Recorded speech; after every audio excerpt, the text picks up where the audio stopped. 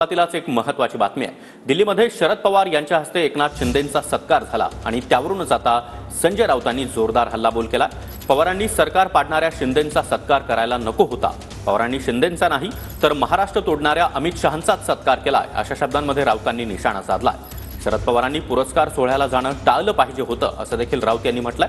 पवार साहेब राजकारण आम्हालाही कळतं असा थेट इशारा संजय राऊतांनी दिलाय।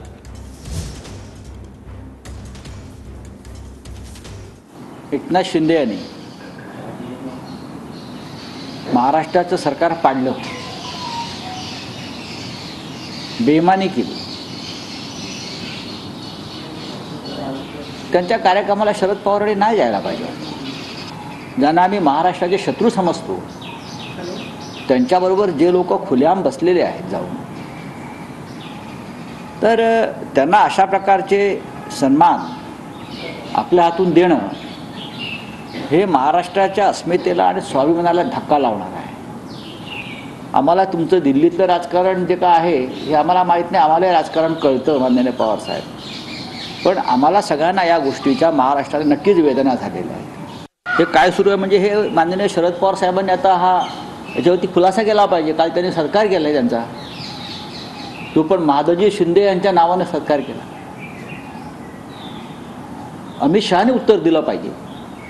देशद्रोहाचे आरोप असलेले लोक तुमच्या पक्षामध्ये, आता शिंदेंचा पक्ष अमित शहांचाच पक्ष आहे म्हणजे तुमच्या पक्षामध्ये येत आहेत। काल शरद पवार साहेबांनी शिंदेचा सत्कार केला नाही तर अमित शहांचा सत्कार केला असं मी मानतो। महाराष्ट्राचे तुकडे पाडणाऱ्या, महाराष्ट्राचा उद्योग पळवून देणाऱ्या अमित शहांचा सत्कार, ते प्रतीक म्हणजे एकनाथ शिंदे त्यांचा सत्कार केला। या ठिकाणी एकनाथांचा सन्मान आहे। ज्यांनी ठाण्याचं राजकारण योग्य दिशेने नेण्याच्यासाठी सातत्याने प्रयत्न केले आणि त्या प्रयत्नाचा मोठा वाटा केली किंवा जबाबदारी ही एकनाथ शिंदेंच्याकडे होती, ही या ठिकाणी सांगायला हरकत नाही। आणि सांगताना त्यांनी सांगितलं सातारचं एकनाथराव सातारने बरेच मुख्यमंत्री दिले। मला आनंद आहे की आज महाराष्ट्राचं नेतृत्व करायची संधी त्यांना मिळाली आणि नुसतं महाराष्ट्राचं नेतृत्व केलं असं नाही, वेगवेगळ्या क्षेत्रामध्ये महाराष्ट्र पुढे कसं जाईल या प्रकारची काळजी त्यांनी घेतली। पवार साहेबांकडे चुकीची माहिती आहे। ठाण्याचं राजकारण योग्य दिशेने नेण्याचं काम गेल्या 30 वर्षामध्ये शिवसेनेनं केलेलं। त्यांना जर माहीत नसेल सांगतो, ठाण्याचा विकास हा सतीश प्रधान यांच्या काळात झाला। त्यांनी टेंडरबाजी केली नाही आणि त्यानंतर शिवसेनेचे अनेक महापौर झाले। एकनाथ शिंदे ठाण्याच्या राजकारणात फार उशीर आले। पवार साहेबांना जर माहिती हवी असेल तर आम्ही आमचे कार्यकर्ते ठाण्यातले जे आहेत प्रमुख राजन विचारे ते त्यांना माहिती द्यायला जातील, आम्ही पाठवू सगळ्या फाईल्स घेऊन। एकनाथ शिंदे हे फार उशीर आमदार झाले, विधानसभेत आले आणि त्यानंतर ठाण्याची वाट लागायला सुरुवात झाली। ठाणे बिल्डरांच्या घशात गेलं। तुमचं आणि अजित पवारांचं गुप्तगू होत असेल, हा तुमचा व्यक्तिगत कौटुंबिक प्रश्न असेल, तरीही आम्ही अजित पवारांनी तुमचा पक्ष फोडला, कुटुंब फोडला याचं भान राखून आम्ही आमची पावलं टाकत असतो।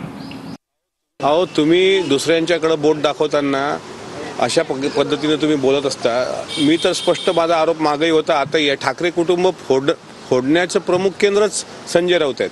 नाही तर उद्धव ठाकरेजी आणि राज ठाकरे साहेब कधी विभक्त झाले नसते, ते फक्त संजय राऊतांमुळं किंवा शिंदे साहेबांनी जे बंड केलं त्याला कारणीभूत संजय राऊत आहेत। आणि राष्ट्रवादीच्या परिवारात त्यांनी नाक खुपसायचं कारण नाही ना। आम्ही आमचा परिवार आम्ही बघून घेऊ, घर कोणी फोडलं की काय फोडलं याचं त्यांनी बोलण्याची काय आवश्यकता नाही। तुम्ही शिवसेनेचे जे तुकडे तुकडे केले याचा जाब तुम्हाला एक दिवस महाराष्ट्र विचारेल। त्याच्यामुळं तुम्हीच आग लावणारे आहात आणि तुम्ही अशा प्रकारे बोलणं म्हणजे त्याला म्हणता येईल की एखाद्या चोराने शाव असल्यासारखं बोलणं आहे असं मला वाटतं।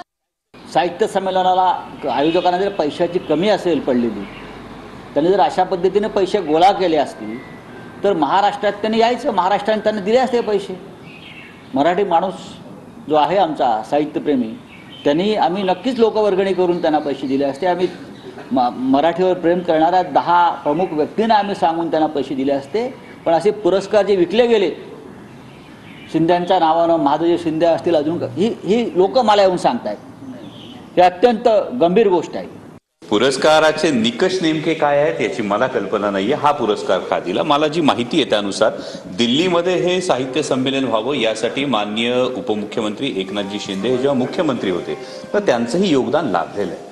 त्यामुळे जर हे योगदान लाभलं असेल आणि त्या दृष्टीनं त्यांचा एक सन्मान करावा असं आयोजकांना वाटलं असेल, त्यात मला गैर काय वाय असं वाटत नाही.